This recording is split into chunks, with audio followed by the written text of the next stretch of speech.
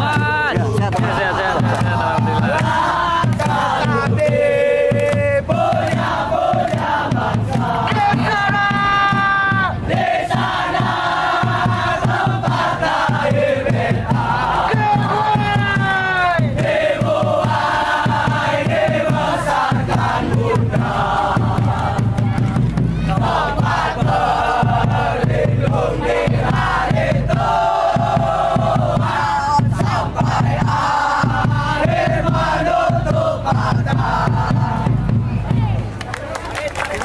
Ini semua umum ini kita.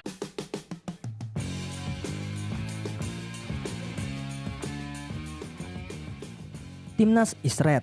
Puluhan ribu supporter sudah memadati Stadion Manahan Solo jelang Timnas Indonesia U23 versus Turkmenistan.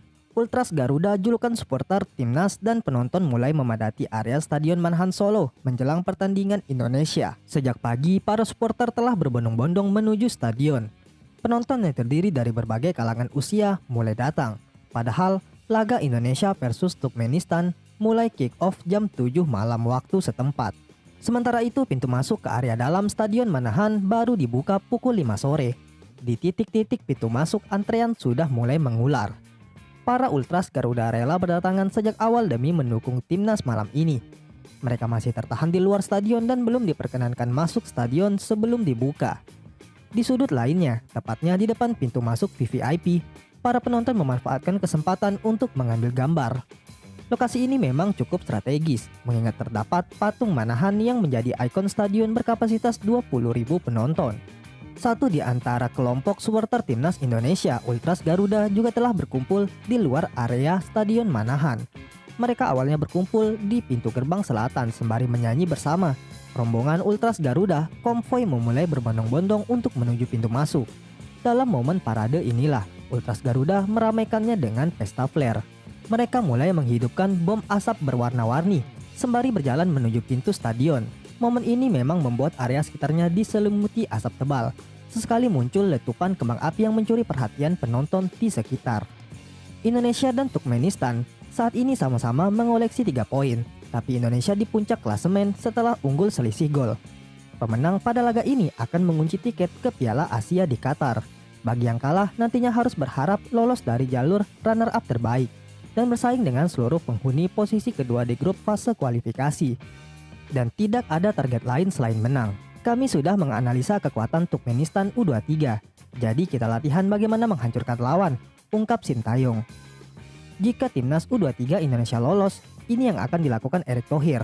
Erick Thohir akan turun melobi langsung izin pemain ke klub-klub untuk membela timnas Indonesia jika lolos ke putaran final. Hal itu disampaikan oleh manajer timnas.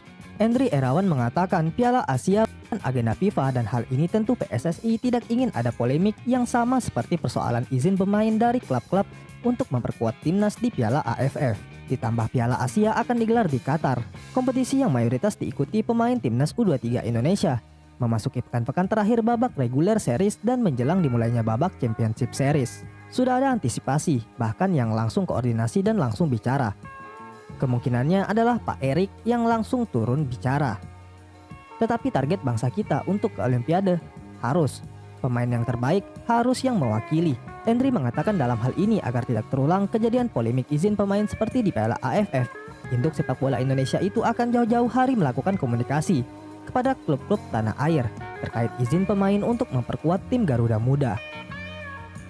Pelatih Turkmenistan mewaspadai 5 pemain timnas U23 Indonesia.